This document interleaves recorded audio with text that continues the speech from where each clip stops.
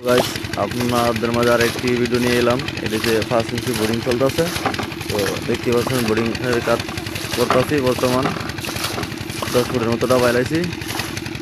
আর এটা হলো আমাদের সাবধান, তো এদিকে আর বাস টানতেছে।